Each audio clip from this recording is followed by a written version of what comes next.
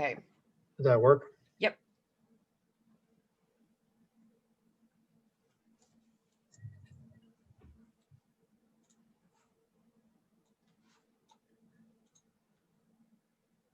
Very good. So it's 11:30, but I see lots of people are signing in.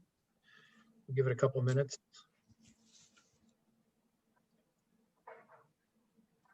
Hi, Jonathan. Morning, Danielle. Good morning. Hello, Mike. Good morning. Mike, that was quite a show last week. Thanks. Yeah, we got a lot of positive comments. Yeah, you guys did a really, really good job. Well, I wish I could take credit for it, but it's all of our members, authors, volunteers, session chairs, staff, etc. Cool.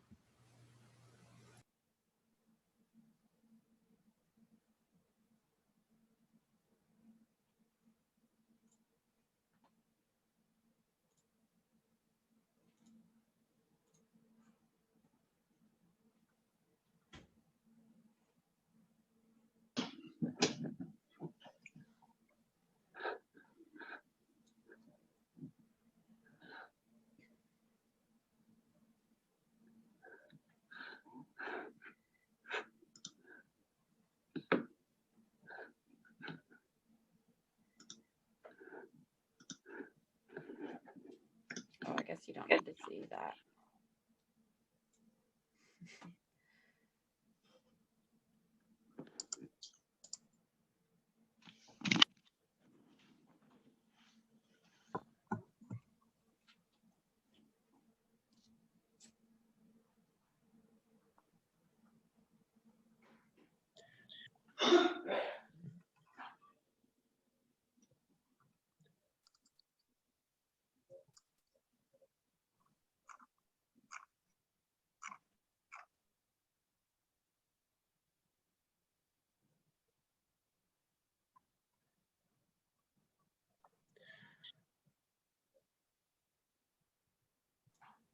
Michael, are you still there? Yeah, can you hear me? I can now. Yeah, I was just making sure we didn't lose you. Very good, very good. Well, it's probably time to start. I would imagine people will join as well as we get into this, but with only 90 minutes for this agenda, Danielle and I would like to welcome everybody to this. I think it's the 6th Hydrogen Council meeting of our short life. And we're very excited today to bring in a couple of really tremendous invited speakers, Dr. Dudfield and Jonathan Douglas Smith, who will be speaking very shortly. I wanted to just begin by saying that this next 90 minutes, although it will be of tremendous interest to us in the hydrogen field, we also have some housekeeping matters that we'll get through after the speaker Q&A and the open discussion. One is where I hope people have received a prototype newsletter. Just you can nod. I see Bruce, you're not looking at the camera, but did you get it? Very good, thanks. Nodding is okay. So we'll come back to that after our discussion. For now, I'd like to turn the introductions over to Danielle, who will introduce our speakers, and we can get going.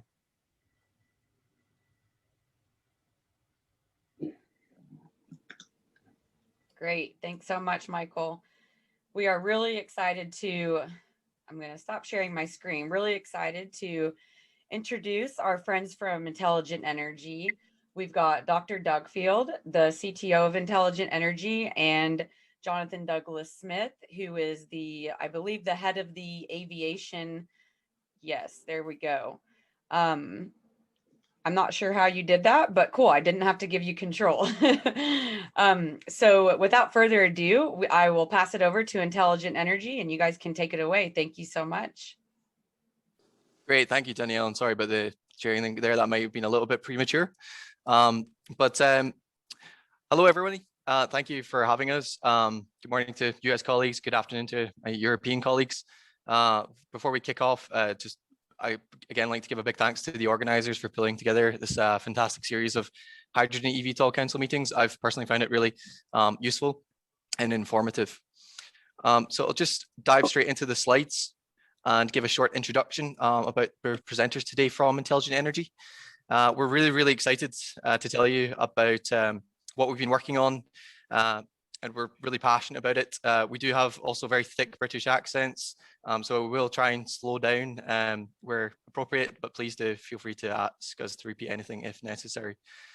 So to begin with, Dr. Chris Dudfield is the Chief Technology Officer at Intelligent Energy and a member of the management team.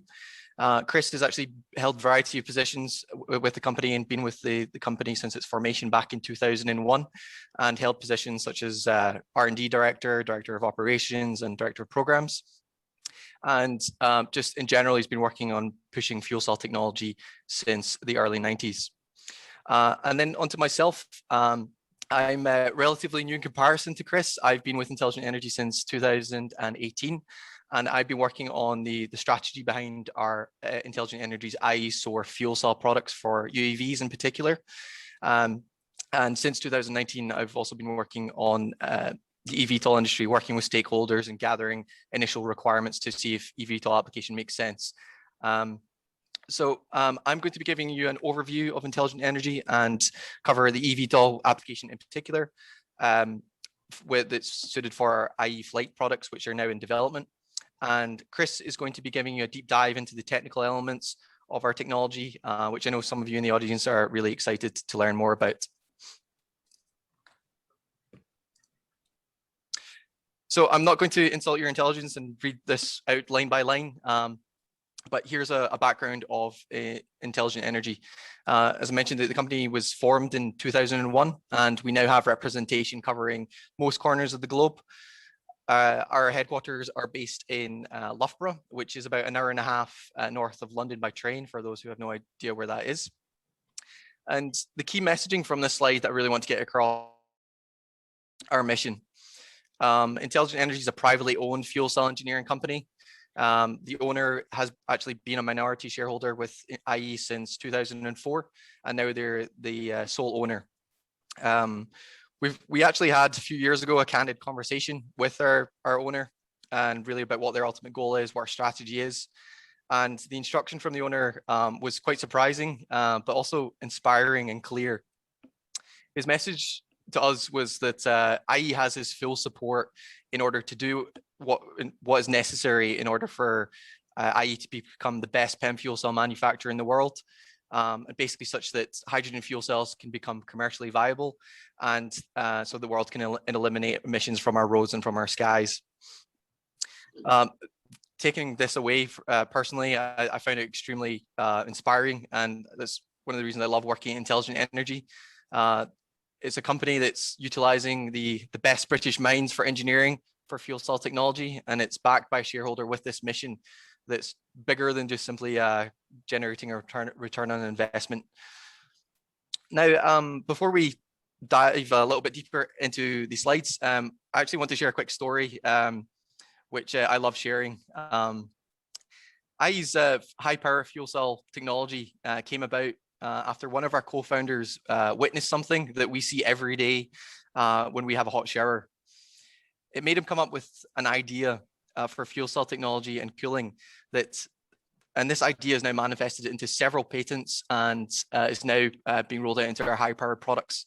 I'll share more details with that on that soon. And here's where the fuel cell products are active today. We're working in all these different industries. From right now, we're working with a top 3 automotive manufacturer based in Asia with their fuel cell SUV program. We're working with a leading bus OEM in Europe for their fuel cell bus R&D work. We've actually very recently launched a program with materials handling equipment OEM for their program to launch fuel cell trucks into warehouses across Europe. And finally, we're working with dozens of UAV manufacturers that are choosing Intelligent Energy as their vendor for fuel cells to increase flight time.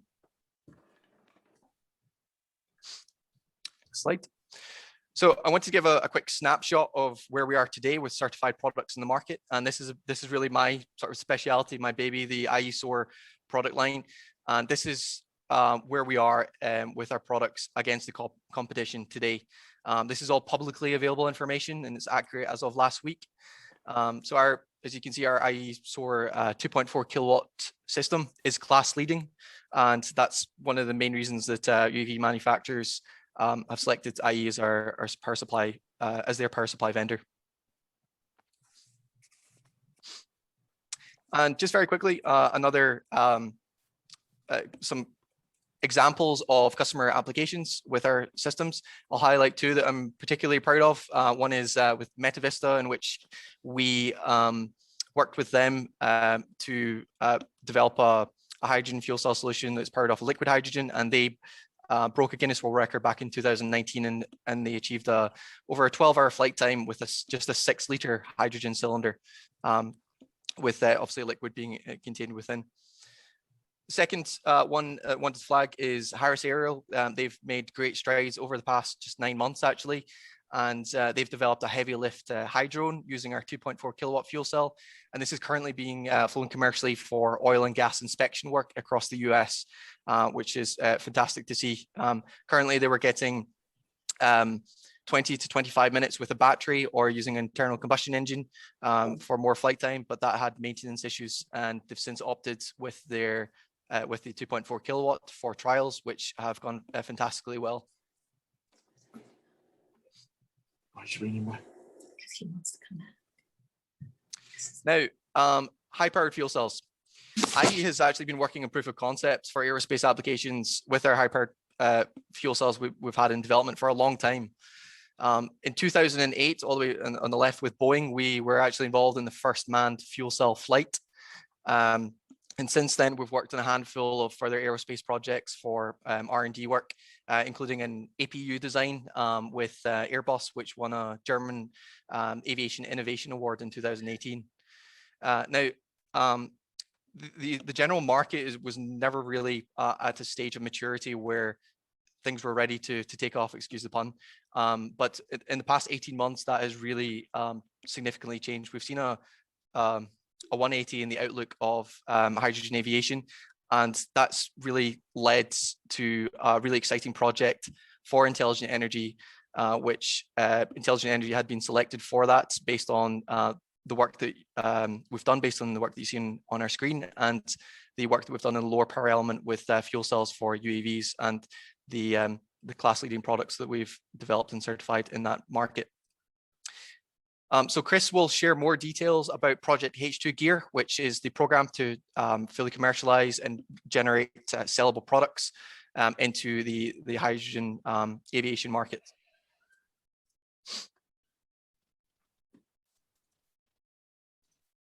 So I'm going to cover off a couple of slides which specifically relate to the eVTOL application for our IE flight products in development under H2 Gear, and explain the value proposition from IE's perspective after working with industry and stakeholders over the past couple of years. So really, this is a snapshot again of the value proposition of using the IE flight fuel cells for eVTOL. The eVTOL aircraft can fly longer or carry more payload. We've right now are conducting lots of feasibility studies with lots of OEMs, and a key highlight is that we've been able to, as a replica, been able to create a power system which is 30% of the weight of the mass of the battery power system that they were modeling with the aircraft to achieve the same desired range. This really translates into a significantly larger payload capability, or depending on the priority, can be used to optimize for range and increasing the range of the aircraft dramatically. which of course will result in a decreased downtime and better operational efficiency. So a bit more detail on the an example case study. What we're able to achieve in this example that we pulled together with external consultants working in the space is that for a typical four-seater configuration, we were able to achieve a powertrain that's approximately 325 kilograms versus 1,000 kilograms of the battery powertrain for this four-seater. Now again, this massive increase in potential payload capacity, or we also looked at the option or for just further for maximizing the endurance, which makes sense for the hydrogen eVTOL aircraft. And with that, we're able to get 5.5 times the range compared to the battery variant with 1,000 kilogram worth of batteries. So again, very quickly, I wanted to cover over the unique benefits of using hydrogen from an operational refilling perspective. Boils down to the fact that hydrogen is very comparable in using existing jet fuels for refueling. There's, as shown in the last slide, for the smaller cylinder, it's projected a 3-minute refilling time. And with batteries, obviously, the higher you increase the charge speed, then it has degrading effects on the battery's lifespan, and it also affects the load on the grids, which is still being looked at to this day about the impact on that and how that can be managed adequately. So how much does it all cost? Well, this is our projections on the light-weighted system, where we're targeting $2,000 per kilowatt. Now, fuel cells are becoming more and more commonplace, and as we ramp up production, and certainly in other industries as well, we can take advantage of that cost reduction. And once we release our IE flight products, this will be a target. Certainly, we're very early days in the development program, but this is what we'll be working towards. Another point to make is that the cost of hydrogen today can be obtained for 15 cents per kilowatt hour, which again is not a lot of people in the industry realize that until they look at what the latest technology is today and how much it costs. So bear with me one second. I mentioned earlier that in terms of our technology, I hinted at the idea behind our technology. And basically it came about from our unique method for cooling, which came from an idea our co-founder had, Dr. Paul Adcock, who I'll now name. He witnessed something in the shower which turned into an idea and then eventually into technology, which is inherent in IE's fuel cell products. His idea came about after he saw a phase change take place when the hot water evaporated from his shower and condensed on the mirror after he got out of a hot shower. This actually inspired him to look at fuel cell technology from first principles, and he realized that if fuel cell technology could take advantage of this phase change and what takes place in our showers every day, then because of the fundamental laws of thermodynamics, an enormous amount of more heat could be taken out of the fuel cell stack when operating compared to other cooling methods. So after realizing that this may be a potential for step change in cooling performance if it could be done right, there's been several years of R&D that's gone into maturing this idea into a technology that makes sense and can be commercially rolled out into products. And Chris is going to talk about the latest developments in that aspect, which is essentially the next generation of liquid cooling technology, evaporative cooling technology. So I'm going to hand over to Chris now. He'll be doing a deep dive into the technical information about our technology and our research and development roadmap. Over to you, Chris. Okay, thanks, Jonathan. Good morning, everybody. I was about to say good afternoon. Yeah, please call me Chris. I don't need to be in this formal Dr. Dufield stuff. But anyway, thanks for having me. So 2 for the price of 1, I think, in terms of this presentation. So I'll run through a few slides, technically based, and then I'll hand back to Jonathan for the last couple of slides. I think he's got an overall roadmap slide and the concluding slide as well. So as Jonathan had referenced, in terms of the UAV applications, a lot of what we're selling into the market and also developing as a parallel stream is our air-cooled technology, class leading, and good for kind of single-digit kilowatts. Put them together if you need bigger output for the UAV. However, for eVTOL and some of the other aviation applications which we've been involved in previously and going forward, we're very much now looking obviously at the kind of 100 kilowatt scalable fuel cell system to put together. So in terms of compactness of system, it's obviously much better to cool these with liquid coolants rather than air-cooled coolants. So here's a typical liquid cooled system, typical of many of our competitors on the market. The key to this, if you look, is the green loop in the middle. So typical liquid coolant stacks actually have individual cooling plates or cooling channels between each of the actual cells, the anodes and the cathodes. So through this, they'll pump a mixture of, say, glycol or glycol and water, and to take out the electrochemical heat of reaction. It's then pumped through a radiator. It can be this radiator can be liquid cooled or indeed air cooled to take out the heat. So typically, if a fuel cell of 100 kilowatts, 50% efficiency, they've got to get out the majority of this 100 kilowatts through this pumped glycol circuit here. Some of it will go through the airstream. Some of it will go out through the hydrogen stream. So that's the typical glycol liquid coolant circuit in terms of the green now. Coolant pump, radiator, mixing valve. If it's very cold to start with, you don't necessarily want to cool the glycol down, just put it back into the stack. Another key loop, the fluid loop, is obviously the air loop.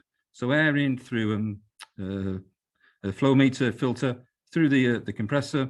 Often it'll go through an intercooler just to knock the top of the air temperature off before it goes into the fuel cell. But with a liquid cool stack, because all the liquid cooling is being done in individual plates, it's necessary actually to keep the cells humidified. You want good protonic conductivity across the membrane from the anode to the cathode.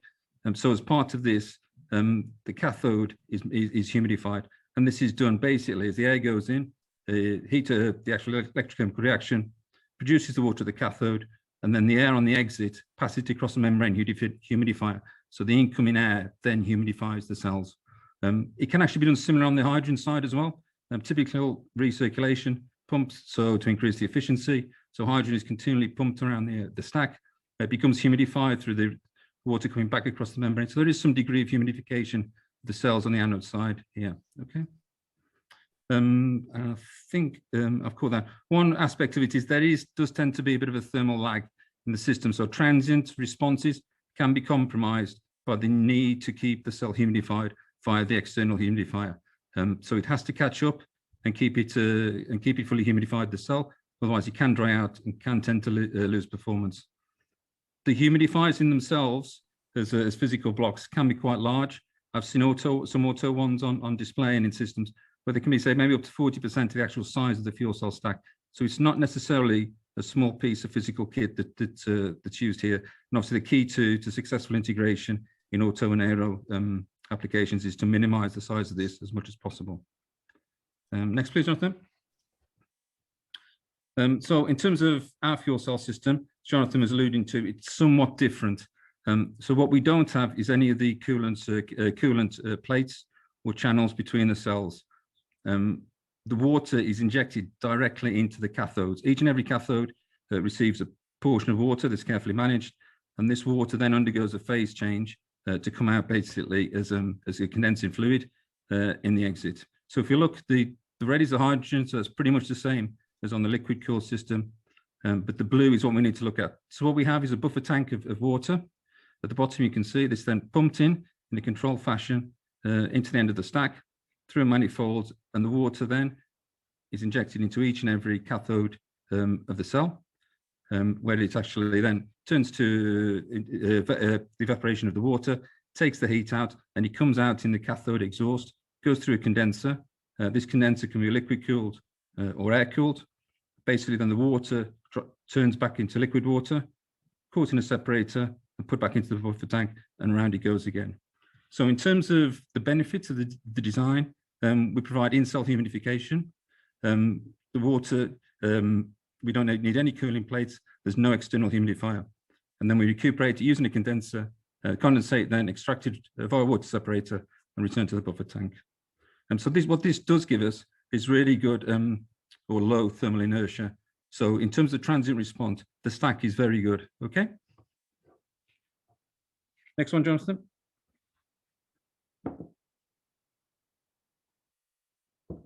Okay, so in terms of the benefits, what we don't have is any cooling cells at all in the stack.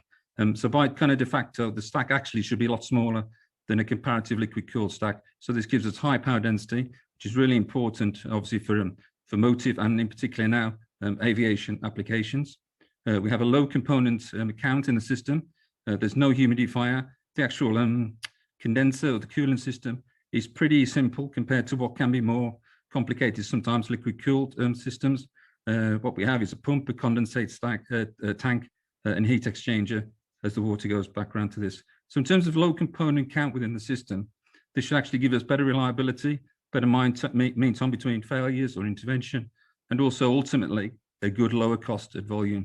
And as I said earlier, what it does offer is a very fast transient response time. So acknowledging the battery is obviously used to manage some transient response. But in terms of fuel cell transient response, if it does see transient response, you normally want to keep them, deal with them as quickly as possible in terms of the cell balance or the fluid balance within the cell to maximize the life. So you avoid any kind of drying out or performance losses of the stack. Okay, next one. So in terms of what we offer as the system, it's in this box here. So as part of a whole fuel cell system, we can provide the fuel cell stack. This includes individual cell monitoring as well. So in terms of performance monitoring, how the stack is behaving, how it might need more or less fluids as well to maximize the performance. This is all done as part of the stack module. There's an overall control module. We use standard off-the-shelf ECUs, both for aviation, potential applications at the moment, and also auto. Air delivery systems we can provide, the hydrogen recirculation subsystem, and also what is key IP is the primary coolant module as well. Down below, in terms of external modules, there's a thermal module, which is basically the heat exchanger, and the exhaust module. So how we would offboard the hydrogen mixed with air, so to say, safe mixture, then off the aircraft. Okay, so the boundaries is the hydrogen in, and then basically unregulated DC-DC out. Next, please, Jonathan. So as where we are at the moment, I'll put this on, this is from an auto perspective, really, but we're building on this. So we've got two products, what we're developing at the moment for the last 18 months. There's the IE drive, which is the package system you see on the left. So within this is the stack module, air compressor, hydrogen recirculation, and all the control. So this is basically 70 kilowatts output. And then around it, excuse me, we can put the heat exchanger and the DC-DC onto the vehicle. That's obviously more package flexible where it puts. Then on the right-hand side, the stack and the cell is the same, but around it, we package underneath the vehicle bonnet. Next, please. So as Jonathan's saying, we've launched the H2 Gear program, launched in January, £54 million program, cost shared with the UK government. And this is really the biggest government costed funded program to date. As part of this, we would develop our next platform of the fuel cell technology, GKN, excuse me, a leading the actual system design and the system integration. It's a 5-year program, it's just under 5 years. Then other partners in it are Aerostech, who are developing the air compressor, University of Birmingham, looking at fundamental fuels and R&D, University of Newcastle, we're looking at the power management and the electric motor, and then Manchester as well, look at the overall control and network systems. Next one, please, Jonathan. So in terms of what we're looking for now in the blue box, this is what we're working on as part of this program. Key areas for us to looking at increasing the stack power density, in looking at increasing the electrical cell performance, amps per centimeter squared, lightweighting the actual cell design. So in terms of the materials we use for the bipolar plates, and also integrating multifunctional components as well onto the stack. So in terms of overall system mass savings as well, we're working with partners, Aerostech, looking at the air compressor. So where we can actually mass reduce the air compressor, as well as work we'll be doing on hydrogen recirculation, the primary coolant module as well. And then in terms of partnering for development, as I said, air modules with Aerostech, but also working with GKN in terms of the next generation heat exchanger designs to be integrated with the stack. What we can do in terms of test capability here at IE, so we look at cell development, fundamental ex-situ testing, right through to short stacks, and then through to full stack capability. So we can actually test stacks from 1 kilowatt around to about 200 kilowatts, as well as components and subsystem testing. We can then integrate these stacks with the key modules that we're shown on here to develop what we call is a fuel cell power module in blue. Again, we're going to be testing these at IE before we then obviously provide it to GKN for further powertrain testing and characterization. Next, please, Jonathan.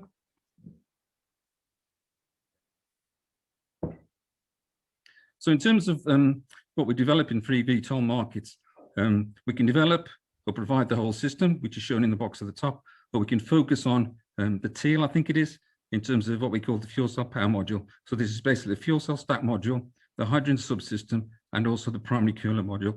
And that can then be provided to a customer or partner. And depending on where those architecture boundaries sit, they can then obviously provide their air delivery module, high voltage module, DC-DC converter. And again, in the bottom right, in terms of the external system modules, we can work with the partners in terms of what thermal module they want or exhaust module. The key really, the green, is the IP to us. And that's what we're going to provide going forward, certainly in terms of the fuel cell power module, in terms of generations 3 and 4.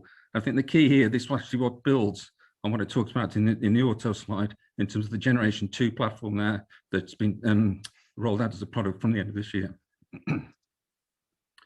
Okay, next please, Jonathan. So in terms of R&D roadmap focus, just generally, I think what is key to what I see emerging from the fuel cell industry now is denoted in these key circles around the blue one in the middle. So it's key from aviation applications and EV applications in terms of the MEAs. There's a lot more further work needed around them in terms of optimizing high current density, high temperature operation, and the performance versus the durability. So in terms of high current density, this gives the benefits of you can either take cells out so the mass comes down. So for the same power from the stack, you have less cells in it and obviously less mass. Alternatively, the performance goes up of the cell, keep the same number of cells in, efficiency goes up, or the lifetime actually goes up, the through lifetime as well. So you can trade one against the other. Higher temperature operation of the MEA is also being researched. Obviously, we can put this in, we can improve the performance of the cell that way. Performance versus durability. It is a key trade, though, in terms of looking to get more and more performance from the cell. You can look at thinner and thinner membranes or electrolytes, but ultimately, you're going to start trading performance and life against this for short-term performance gains. So in terms of fuel cell stack and system components, a lot of push now on the supply industry, and there's a lot of good work being done in terms of key component suppliers through the auto industry, such as compressors and hydrogen recirculation, pump and hardware now from the typical tier ones. And you can see a lot of the JVs that have been done in the auto industry, the likes of Bosch, Plastic Omnium.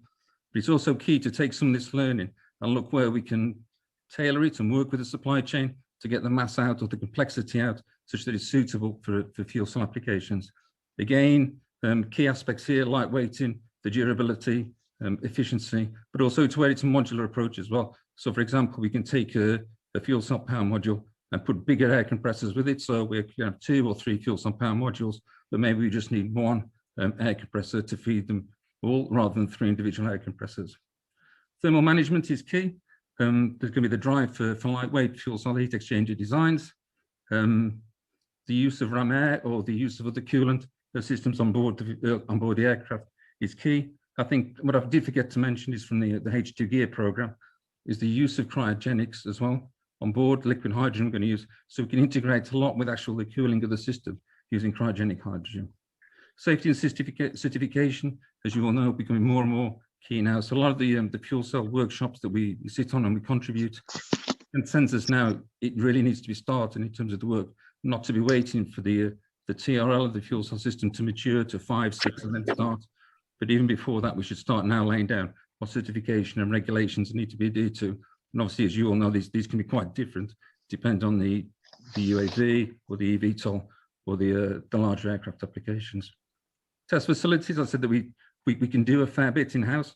We do struggle though with some of the what will be the bespoke aviation testing that we need to do, altitude testing with live hydrogen systems, for example.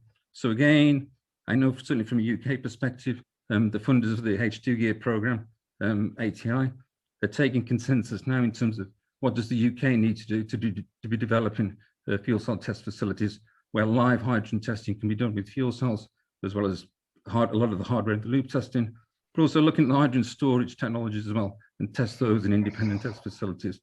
So hopefully there'll be some government funding behind that at some point, but at least the discussion is on the table now, very much around hydrogen for aviation applications and fuel cells as well. And obviously this maps across not just to powertrain testing for the large aircraft, but directly for eVTOL testing as well. Hydrogen refueling and infrastructure. Again, it's very much for discussion, certainly in the UK here, that we need to have this on the table now and start working on this. I know Heathrow Airport has been actually very progressive to date in terms of getting hydrogen authorised flight side of the boundary. So they've been quite progressive on that, but plenty more still to do. And then finally, in terms of hydrogen storage technologies for both gaseous and maybe cryogenic storage on board, where does the key research need to focus? Robustness, lightweight, rapid refueling, cost reduction, as I said. Interestingly enough, from a UK perspective, there's a lot of focus now in terms of what needs to be done from an automotive perspective to enable a supply chain of tanks, type 3, type 4 tanks for these applications. So there's definitely opportunity where we could map some of this back from a automotive application straight through to eVTOL perhaps as well, in terms of cost and those benefits. Next one, Jonathan. I think it's back to you. Yep, it is indeed. Give me one moment.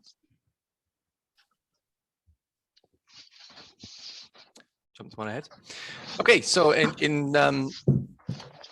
onto Intelligent Energy's roadmap. So we will be delivering IE Drive automotive products, the products that Chris touched on. There's 70 kilowatt and 100 kilowatt variants, and these will be being delivered to customers early next year. These will be going to fuel cell buses and SUV passenger vehicle customers. We do have a backlog of customer orders against supply, but we're working on ramping up production to meet this demand. We'll also be delivering some of our IE Drive products to interested aerospace customers who would like to test IE's proprietary evaporatively cooled products before they're with the standard plates before proceeding to the lightweighted IE flight products when they're available.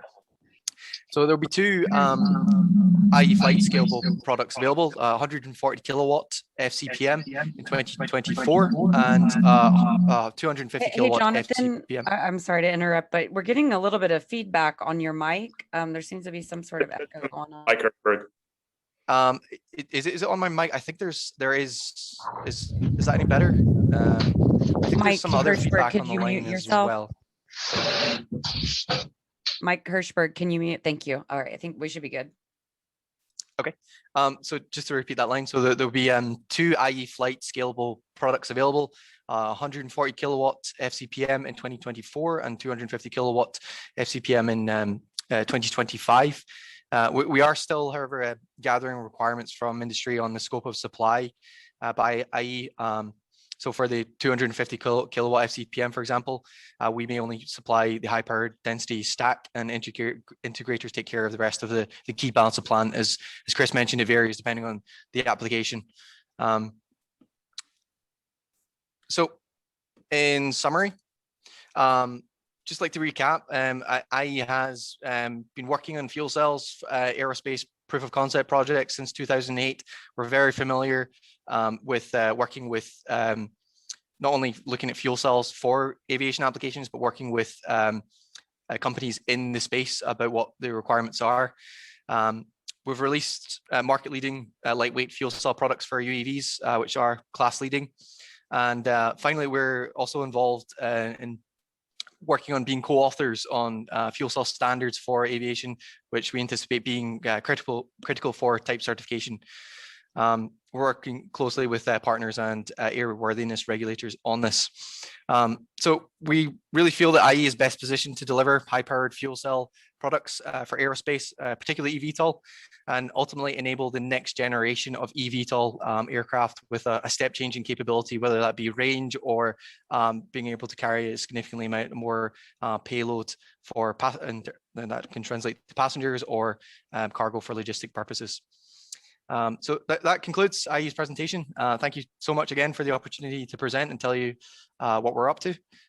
We'd now like to open it up to the floor for questions, or if there's any confidential questions of nature. I did provide our email addresses at the start, and I'll put it in chat as well, so you feel free to contact us there. Thank you so much, Jonathan and Chris. That was such an excellent presentation. I'm learning a lot, really exciting stuff. We have lots of questions coming in.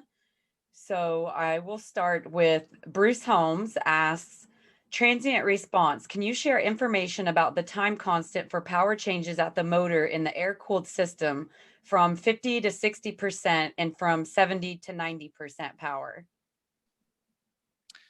I'll hand that over to you, Chris, but I think it'll be probably quite hard to answer off the top of your head. But I can't give you the specifics on that in terms of about, if I can speak generally.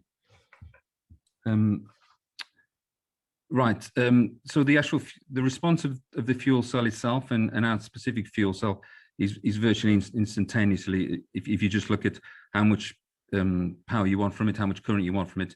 And we do this because, as we said earlier, in terms of injecting the water, it maintains the cell at the level of humidification performance it needs. So it moves very quickly between the load set points. What does limit the response of the system is actually the air compressor and the inertia, the mechanical inertia in the air compressor. However, from automotive requirements, as we're pulling together with the eVTOL requirements, is what do we need and what is acceptable from a transient response from an auto, from 50% say to 100% power, or 10 to 90. It's looking at obviously 2, 3, 4 type seconds most. Yeah. As part of the acceptance testing that we had to do with one of the automotive OEMs a number of years ago, again we're looking at from a system response of 10 to 100%, a response of around 1 to 2 seconds from the fuel cell system, which it accomplished. Yeah. So it can move very quickly, but without trying to push the book across the table, it's as much the design of the air compressor as it is the actual fuel cell. Thank you for that. It sounds like, for control purposes, where you're moving maybe in 10 or 15% power changes, for pitch, roll, yaw sorts of things, that you're maybe sub a few hundred milliseconds. Is that fair? Sorry, I didn't catch that again. Can you repeat that? Sorry, Bruce. So for maneuvering flight, pitch, roll, yaw changes, where you might only be asking for a delta of 10 or 15% of total power at the motor in a control response system, something sub a few hundred milliseconds sounds like the art of the possible. Yeah, I mean, again, in terms of fuel cell systems, we'd always recommend that they're hybridized to some degree with the battery. Yeah, it's just the size of the battery then, and a lot of the time the battery will take up an instantaneous transient if need be. I think in terms of how quickly the fuel cell itself can then respond, then minimizes the size of what your battery pack needs to be in terms of capacity to manage through the energy during that peak. Yeah. Yeah, very good. Congratulations on the progress you guys are making. Very impressive. Well, thank you. Thank you. Thank you for that. Next, we have Michael Diamond. For eVTOL applications, we're most interested in weight to power. Could you provide some insights on this over the next 3 to 5 years? Yes. So I think in terms of where we're going from, and if we looked at it from a system perspective, we'd ideally be looking to say 1.5 to 2 kilowatts per kilo, all in for the system. Yeah.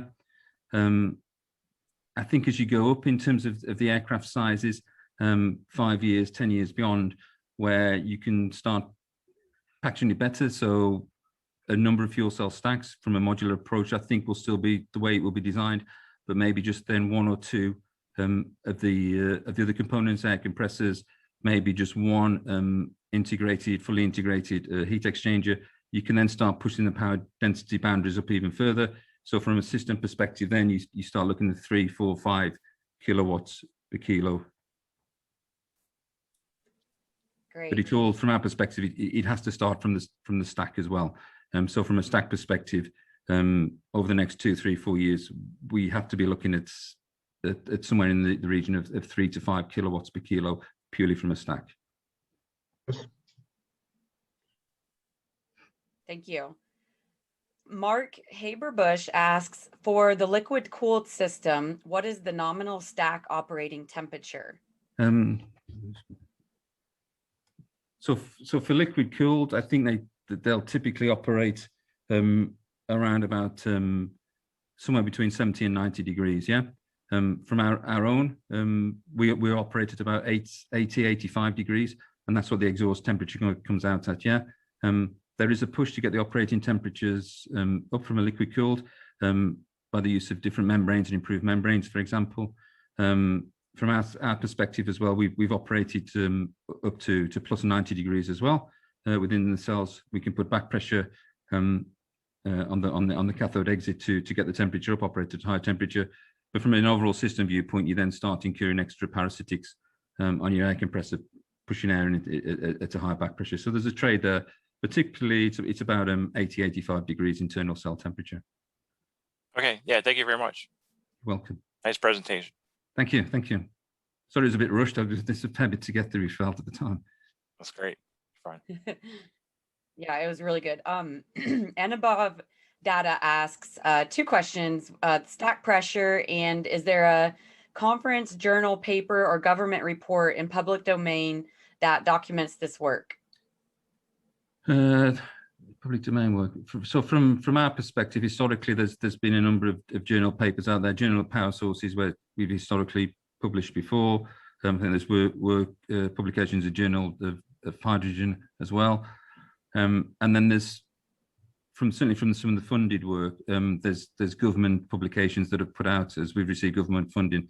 So yeah, I can, if you want a copy of some relevant articles, I can take it back internally and speak with the comms team, and they'll give you a list of stuff. Yeah. Cool, that'd be great. And then the stack pressure. So the stack pressure. So from a hydrogen side, on our systems, we typically take the hydrogen in at 6 to 10 bar gauge. So it's stored at 350 bar, 700 bar, or cryogenic. But as it comes into the boundary of our system, it's typically 6 to 10 bar we'd work on. And we then regulate it down at point of entry into the stack. So you're looking there 600, 700 millibars to round about a bar. So relatively low pressure on the hydrogen side. On the air side, working with the compressors, you'd be looking in terms of absolute about 1.6 to 1.8-ish. Pressure ratio, Great. yeah. Mm-hmm. Before I forget, I actually have a question as well. You mentioned that you guys were working on the standards. By any chance, are you working with the SAE EuroK group on hydrogen standards? So the standards we started working with has been from to date has been from a UAV perspective. With a guy called Andy Kelly, he sits on a couple of the bodies there. Okay, our June speakers will be hydrogen standards group. So I encourage you to chat with them and attend that. Yeah. All right, next question. Steve Hanvey asks, what is the difference in life cycle, if any, with different cooling approaches? So, sorry, in terms of the life cycle specifically?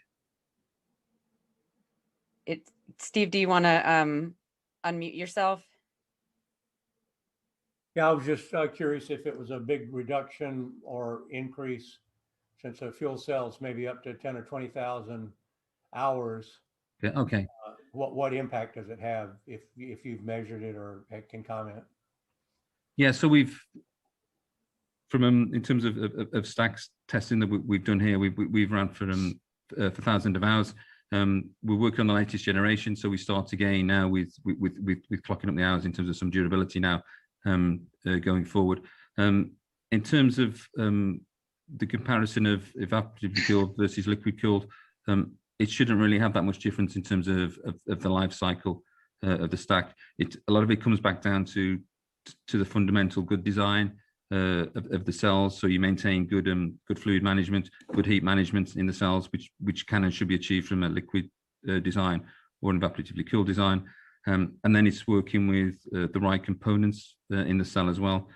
So a lot of the lifetime is around managing any corrosion, the lifetime of the electrolyte, the membrane electrolyte assembly as well. So there's a lot of other things into play as well as just how you cool the system as well. Stephen. Thank you. You're welcome. And then Bruce Holmes asked two more. Describe the relationship with the regulators for aviation applications. We might have already touched on that a little bit. And then please repeat your description of current TRL for aeronautics greater than 100 kilowatts and forecast of timeline to TRL 9. So I think a lot of it in terms of the entry into service, certainly beyond TRL 7, is forecast to be towards the end of the decade. Yeah, from the regional, small commuter, regional, and bigger aircraft. I think we know where we are in terms of UAV, and we like to think we know the market reasonably well in terms of launching products out there, and then the market definitely is growing, is very exciting. I think from a UK perspective, in terms of some of the debates and the questions that come, and that includes at the ATI level as well, is the volatility is around the eVTOL in terms of when it will actually be achieving the TRL levels it needs to, and when is it really thinks it's entering into service comes then. Depending who you speak to, you can have it. It's just maybe a couple of years ago, and some people swear it would be the same with all the regulations that they're going to have to go through. It's going to be some years yet. So yeah, I think that's ironically, I think it's the eVTOL market that's the most questions around in the UK in terms of when they think entry into market will be. The general consensus here for other aviation applications is the second half of this decade at the earliest. Certainly with some of the more established players as well. I think there's a lot more flexibility with some of the relatively newer guys that are coming to the table in terms of what they're trying to do and to get aircraft out there with hydrogen and fuel cells and so on, which is great. I think maybe they can push that timeline a bit. They have the flexibility and agility to do that maybe. And just quickly to comment on the relationship with regulators on standards, this is something we're looking at as part of the H2 Gear program, which just started in January. So we're working with partners and regulators in a work package to look at that. But again, we're very the early stages of that, and in terms of working on to defining what those standards are. Great. Alex Ivanenko from High Point would like to request an edit to the table. He's suggesting that the low temperature PEM system is 1 kilowatt per kilogram and the high temp is 2 kilowatts per kilogram. And he's posted his email and can give you figures after the call. So if you don't see that email, I can forward it to you as well. Alex, did you want to add anything to that? No, it's a great presentation. Thank you very much. Very interesting. And I'm happy that a lot of companies right now working on the solution for aviation. And I'm happy to work with these guys, this intelligent energy. That's great. Okay, apologies if there's any misinformation there, Alex. We just pulled the information that was online on websites last week. But I can follow up with you on that. Will be great. Thank you, John. Yes, thanks. So John Piasecki asks, what is the specific power and energy density of the 140 kilowatt and 250 kilowatt fuel cell systems? Yeah, so from the 150, which is the nearer term, we're looking there for about 1 to 1.5 kilowatts per kilo from a system perspective. Yeah. Great. That excludes hydrogen and DC-DC, but it does include the air compressor and all the other balance of plant that was on one of the slides in the middle of the deck. That's the target for that, yeah. Yes, and by the way, everybody, the slides and the recording to this presentation will be posted on Vertical Flight Society website. Again, want to recommend and suggest everybody become a member of Vertical Flight Society. This is just an example of the amazing councils that we put together. And then let's see, I think last but not least, Sergey Shubenkov from High Point asked, what is the maximum altitude of operation for the product? So at the moment, as part of the H2 gear program, the actual altitude and typical destination airframes that they will go on is still under discussion, led by GKN. I can't comment on that, I'm afraid, at the moment. But obviously it has significant impact, or can have impact on the design of the air compressor and the number of stages of compression that will be needed, obviously at a higher altitude. But from our perspective, we've modelled and done trade studies right up to 40,000 feet type stuff, yeah. Thank you. We can open the floor now if anybody wants to ask a question that wasn't brought up in the chat. Just one at a time, go ahead and unmute yourself. Hi, Chris. Thomas Jones here from Plug Power. Enjoyed your presentation. Hi, Thomas. It's great to see everybody else kind of working on similar stuff. And thanks. Thanks for the background. My question's with regard to the evaporative cooling system and the fact that you're handling deionized water as a coolant. An elegant solution, obviously, from a thermodynamic perspective, but one of the tough requirements for fuel cells is cold start and freezability. And I was wondering if you could talk a little bit about your strategy on how you might deal with that, not only for the evaporative cooled system, but also for your open cathode stacks, which are always a benchmark for weight, by the way, when anybody talks about UAV fuel cell systems. We're always talking about intelligent energy and how lightweight all the systems are. But Okay. yeah, if you could address cold start and freeze. Yeah, so in terms of cold starts, that's been key to us over the years in terms of automotive applications. Anyway, so obviously we do carry water on board, yeah, and we always carry water in the buffer tank, the reservoir. So what we do, the design around that is how we get heat into that ASAP, yeah. So we can do free cold start. There's obviously the stack is a block of metal, so there's a time period you have that you can run. You can take power from the stack very, very quickly. To start with, as you ramp up, the cell isn't going to overheat, and then we balance that with the design of actually putting heat into the what we call the primary coolant module, which is the water module, to start thawing the water out there if it's allowed to actually fully freeze. So as part of the design activities at the moment, and so we've got some design solutions on there. What we are interested in, obviously, in looking to take forward is actually the productionization version of that, initially for automotive applications, yeah. But a lot of it maps across in terms of the aero requirements.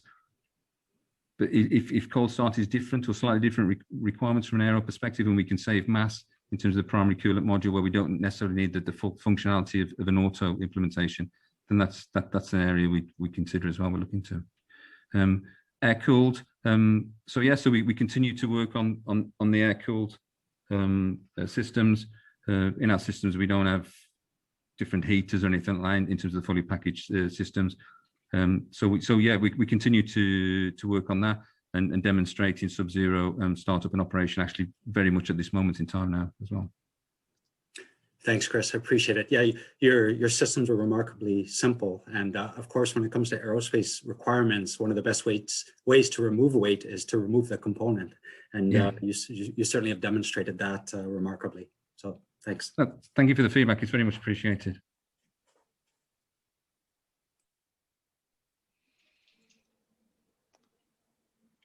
Sergey, did you have a question? No. Oh, okay. I just saw you unmuted. Anybody else? Excuse me. Okay, great.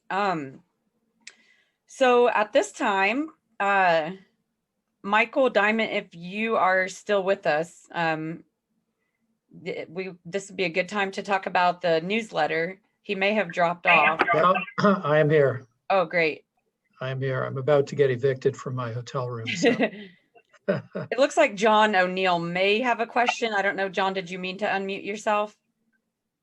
Sorry, no, I'm just getting logged in. Thank you. Okay, yeah, no problem.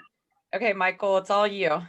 Yeah, thank you. So in an effort to continue bringing information of value to the Hydrogen Council, we did a small exercise last week. We went to a company called Bulletin Media, who are a prodigious producer of newsletters on various topics. They produce about 200 different types of newsletter every week or day or month for technical sectors and industries. Somebody has their mute, needs to put their mute on. I can't see who that might be. There you go. I think that fixed it. So I'm going to just share with you, I sent this out briefly earlier to those of you who are on our list. This is a prototype that was built by the Bulletin Media people. The topic, generally speaking, hydrogen developments. This includes production, distribution, the design of propulsion systems, etc. What we found in our research over the last month or so, and I know Ben Marin is on the call today, we were quite disappointed to see that although there's a lot of hydrogen information out in the general sphere of information, not really a good newsletter that could be produced daily or weekly or even monthly that would help inform the council and of course help inform members of the Vertical Flight Society. So this prototype they kindly put together for us. And my question for those of you on the call is to ask whether there's a point of view or a consensus in terms of the type of information that has been put into this document, whether you feel this would be useful from the standpoint of perhaps even a weekly newsletter that would be distributed to the interest group. So I'll just pause there and see if we have any feedback or comments from anybody on this call.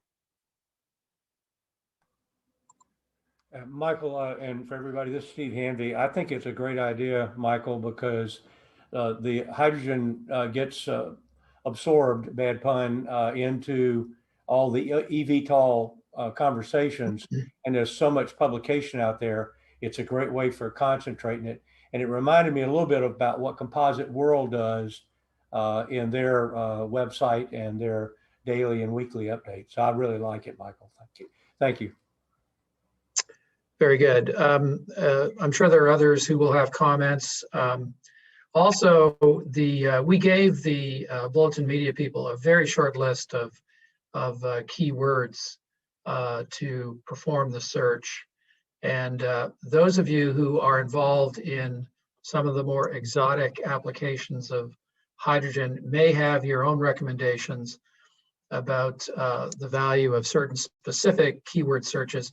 I'd like you to please send those to us, whether you can do it today in the chat box or just send us an email, either myself or Danielle, that would be useful. I'll just ask if anybody else would like to make some comments. Does anybody Michael. have a preference if go ahead, Alex. Yeah, I have a suggestion. So perhaps it will be useful if we can divide it, the report for different topics, for instance, aviation, eVTOLs, and hydrogen generation, because right now it looks like everything in one list, right? So, and it's a bit too complicated to select certain information because hydrogen topic is very, very hot, and so selection in the report, it will be great to integrate. Thank you. Very good. I think that's a possible way to organize it as well. I think they've indicated at the Bulletin Media shop that they have, since they do this for so many different organizations, not in hydrogen, of course, but that they can organize the information any way we like. So thank you, Alex. We'll take note of that. So there is a cost. Sometimes these newsletters, if they have wide distribution, they can be produced without cost because the publisher basically sells advertisements. In this case, we're going to be doing, if we go forward, we'll do some experimentation with the publisher to see if there is a sufficient advertising component that can either minimize or reduce the cost to zero. If we foot the bill for this entirely for a weekly publication, just once a week, the cost is going to be in the range of $2,000 to $3,000 per month. And there are a couple of ways that could be handled. One is that this group could provide through some type of a simple membership fee structure distribution in accordance with a fee, a small fee of some type. We're going to research that scenario. Another could be for just a few of us who have a budget for this. Maybe it's larger companies to agree to finance the costs and make the newsletter distribution widely available, not just to the council, but also to other members. Even outside of the aviation sphere, there may be markets and opportunities for the affordability side of this. So we're still exploring, and any of you who have thoughts about the potential value of getting current information, this is very much a global phenomenon. I want to make sure that we have the latest information coming from obviously Japan, the UK, the United States, Canada, and other advanced technical markets, so that this council can be as informed as anybody else. Also, we want to go across industries. We have to keep abreast of the production sources for hydrogen as well as distribution. And most importantly, I think across industry, automotive, public transport, et cetera, trucking, and the like. So the information is going to increase dramatically, I think, over the next 2 or 3 years. And the value of being informed can't be overstated. Thanks, Danielle. Yeah, no problem. Just a comment, not really a question, but I certainly see value in the newsletter. Just, some of the stuff we learned today from Jonathan and Chris's presentation some of it has been in the news, and I do, the Google email thing search, and I don't ever get stuff about intelligent energy, even though I have certain keywords. So I'm not sure what keywords I'm doing incorrectly, but I think it would be great to really get some specific information, tailored to what we're doing, so then we can provide even more quality content to our members. So yeah, and I'll add that Danielle, that Bulletin Media has crossover agreements with a number of privately managed syndicated databases. So for example, Aviation Week, who publish information on hydrogen on a regular basis. You don't generally pick that up if you Google hydrogen, but this organization can get that information and put it out under cross-licensing agreements. So it would be much richer information than you can find just in the open internet. interesting. Okay, I didn't even know that was a thing.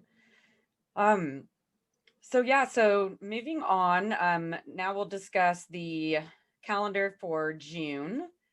Let me just go ahead and share my screen. As I mentioned, so you guys don't need to see that. So as I mentioned, our next meeting will be on hydrogen standards, and we'll have Olivier Savin from the SAE EuroK group, and they're working on hydrogen and fuel cells. We'll have Phil Robinson, ASTM F-38, which is UAVs, and Carlos Morao. I'm sorry, Carlos, if I mispronounced your name, from the ASTM F-44, which is general aviation. So next time we'll have 3 for the price of 1. And I encourage, I would love to see Chris and Jonathan on that as well. And again, thank you so much for today's presentation, Jonathan and Chris from Intelligent Energy. That was a wealth of information. I'm really looking forward to, watching that video again and looking at those slides. So it'll be next month, it'll be June 21st, same time, same channel. And yeah, go again, encourage everybody to become a member of Vertical Flight Society, where you can access the slides and video recordings. You can directly contact other members. So for those of you that aren't a member, once you join, you can get on hover.org, and it's sort of like our own little social media where we can share information, connect with each other, chat with each other, and that sort of thing. And you can also view hundreds of technical papers. And here's a little link that you can click and see all of the benefits, but I'm not going to click it right now, but I will leave that up to you guys to do. So yes, we are so happy to have everybody here, and we're really looking forward to next month. With that, I don't have anything else. If anybody else has any last comments or questions, I will open the floor. Otherwise, we'll adjourn. Danielle, just on behalf of myself and Jonathan, Intelligent Entity, just thanks for having us. And it's obviously a great group that you've got going there. And I know Jonathan's participated before, but we'll continue to look to support this and put in our participation. So thanks for having us. Yes, thank you so much for coming. Likewise, I want just to repeat the same. I was going to say what Chris had said. I did want to just add a clarification. We're looking forward to a presentation next month, and it was first time learning about that. But in terms of the work that we are doing, we are involved in the SAE Air 6464 standard. So it'd be great to get an update next month, and may touch on that a bit more. But just for clarification, as you asked that question earlier, and that slipped my mind. Thank you. Also, don't forget, June 14th, 15th is the VFS eVTOL class. It's a 2-day short course, and so all of you are welcome to register for it. And it is a great class. My dog is having a puppy dream behind me, so pardon the noise. But I took that class several years ago. Anna Bob teaches it, and it is a wealth of information. It covers batteries, fuel cells, ducted, non-ducted, pretty much all of the things to consider when designing an eVTOL. And I want to take it again. So you said you updated it. So really looking forward to that as well. And you're doing an excellent job, Danielle. Well, thank you. Presentations. Anybody else? Last thoughts? All right. Well, it looks like we will get done early today. Thank you so much, everybody, for coming. And we look forward to hearing your thoughts on the newsletter and seeing you all again next month. Thank you. Thank you, everybody. Thank you so much, Danielle. Thank you. you. Thank you, Danielle. Thank you.